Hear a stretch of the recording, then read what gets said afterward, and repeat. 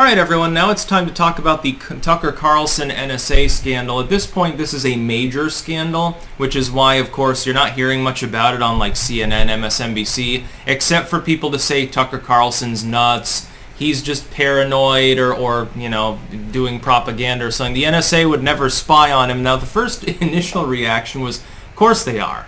They're spying on literally everyone, especially when you get someone who's obviously communicating with other people that aren't in the United States, which automatically triggers, at least at a bare minimum, metadata collection. No shit. Tucker Carlson's communications were looked into by the NSA. It's automatic.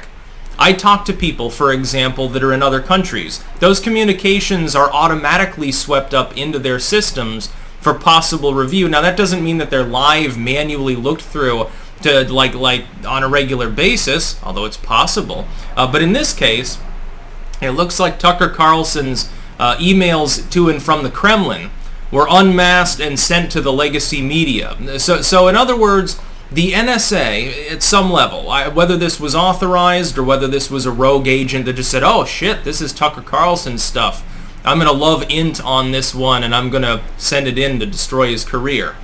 He got wind of this, realized that his private communications had been sent to other news networks. And keep in mind, Fox is legacy media as well, but they are competitors. Is this not, by the way, anti-competitive practice as well, at least on that receiving end, with plans to release it and make him, I guess, look like he was working with the Russians? It appears that the insinuation is that an attempt was being made by Tucker Carlson's media adversaries to concoct the idea in the public's mind that he was a Russian disinfo agent, Gesundheit, presumably as a prelude either to character assassination or to getting him kicked out. Now, Tucker Carlson, at the end of the day, is a rich dude working for a multinational corporate legacy media entity.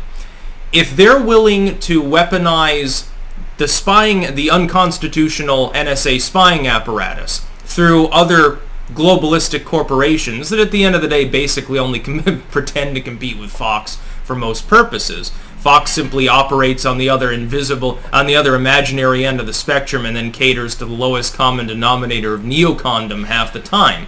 With the exception of Carlson and Gutfeld and a few others, the rest are all neocons, like Romney types, Liz Cheney's. If they're willing to go through potentially highly illegal motions to try to get rid of one news anchor, who by and large only pretends to rock the boat. I mean, he's not Alex Jones, although he probably considers that a compliment. I know it's it probably is a big compliment at this point, because Jones seems to have been right on 80-90% of every kooky thing that he ever said. Again, you don't hear about that from MSNBC. Then just think of what they would be willing to do for truly independent commentators. Why do you think, for instance, silently snuck into the bill, into the massive new spending bill, the trillions and trillions Biden wants, why do you think the Democrats so stubbornly cling to the idea of giving $40 billion extra dollars to the IRS to increase audit output? Do you think it's really about recouping tax money? No, it's about headhunting after people. It's about screwing and discriminating against U.S. citizens in part based on their political leanings. That's a guarantee. When Biden says, well, it's not going to increase audits for the average person. This is for like rich people making over $400K a year, so the 1%ers. Bullshit. No, it's not. Because those people have the lawyers and accountants and shit to go through an audit. Now, it's going to screw people in our tax brackets, specifically people who are on the dissident right, who are left-wing, as opposed to neoliberal, who don't go with globalism, populists, libertarians, people like that. We've seen a return of even more intensive spying. Biden has increased the amount of surveillance already, just in the last few months, that's going on. Again, you're going to see spying on journalists. You're going to see weaponized audits. You're going to see all sorts of weird shit that in some cases you haven't even seen before, because now the technology is there for Biden to do such things. Even Trump, and again, I would vote for Trump again. I liked many of his policies and certainly rank him considerably higher than a lot of people do. But even Trump didn't stop this particular apparatus and its operations. He should have canned the NSA spying apparatus. We should have done that years ago, as soon as the former head of the NSA came out and said, look, it's like finding a needle in a haystack. It's too much information. It lacks any real focus. It's too large in scope. It's too automated, and we can't manually sort through it all. It's almost impossible, and it doesn't do anything. The entire purpose, supposedly, is to stop terrorists. We were told years ago, when this was revealed, this is basically just about stopping foreign combatants and their recruits here from killing people. That was why. Now it has suddenly morphed into, well, it's for a plethora of reasons. We got to look into disinfo campaigns. We got to look into election integrity. We can go after cartel networks. So see, you've got a lot of mission creep going on. And then you've got stuff like this, where Tucker Carlson was attempting to get an interview with the Kremlin, with Vladimir Putin. And this information got leaked to his competitors in other news networks, apparently, by either a rogue NSA agent or it was unmasked deliberately at some level. Now, of course, it's not going to go to the top. There'll be a fall guy somewhere in there, or a fall girl. Be like Peter Strzok there and then Lisa Page. And then nothing will come of it, ultimately. I would be surprised if this even gets investigated, despite the massive gravity of the situation. If this is happening to Carlson, it's happening to other people. That's a guarantee. That's number one.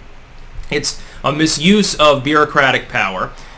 It probably does go to the top, although you're not going to find that out. I wouldn't even be surprised if Biden's own inner circle gave the green light on the idea. Because Carlson has become a symbol, essentially, partially undeserved, but a symbol at least to the remaining audience of the TV news networks, of anti-Bidenism and Trump populism. Platforms Trump, I'm sure they don't like that. I wouldn't be surprised if they go after Hannity, to tell the truth. Again, not necessarily, I mean, literally just works for a legacy news outlet, massive multimillionaire, doesn't rock the boat except in certain ways, some of the evangelo-cons on board and stuff, but at the end of the day, is under contract with a multi-billion-dollar globalistic outlet. But I wouldn't be surprised if they target Hannity or have already. I wouldn't be surprised if you see things like this happen with independent creators of any size. If they can pick off a few dozen people, you realize how large an audience that reaches? And that's by the way, that's YouTubers and shit like that, not even talking about people that are on major networks. I realize that the news media in the cable sense is on the decline by and large, but that doesn't mean that they don't still have huge audiences. Especially Carlson. I think he's number one, isn't he? Well, of course they would want to knock him off. And in part it would be to try to silence other people on the networks that might try to rock the boat.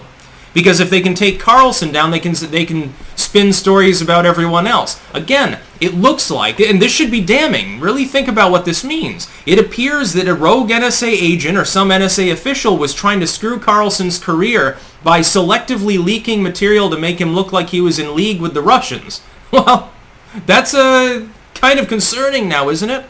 I would think that this should trigger a federal lawsuit, but again, don't expect anything to come of it. If there's an investigation at all, they'll find some middleman fall guy and they'll put it on him, and he'll get a golden parachute, by the way. He'll get paid behind the alleyway, and then it'll come to nothing. And the NSA will keep spying on people. Dude, we already know that they violate your Fourth Amendment rights on a day-to-day basis if you talk to anyone outside of the U.S. They're already spying on you. It's inevitable. When people called that a conspiracy theory, my goodness. So in other words, you literally didn't pay attention to anything within the news during these Snowden days. You paid attention to literally not one of the many reports, including from the legacy networks themselves, which were forced to report on it because it was such a widespread hot-button story. Even they having to report on it. You didn't see anything. Even CNN was talking about it. You can't possibly not have known that the NSA does this. They have love int, literally. They were spying on their own girlfriends and wives and husbands and stuff using NSA software. And it was legal. They were allowed to do this. Personal vendettas among NSA agents were followed through with, and they weren't fired for it. They weren't reprimanded in any way for this. If they're capable of doing that with that level of latitude, then any of these particular mid-level people in the NSA could have easily looked up Tucker Carlson's shit and leaked it. Well, I'm sure that violates some sort of ethical code. I'm sure it violates at least a few laws, but I'm not optimistic that we'll ever find out exactly what happened. That's about all. Peace out.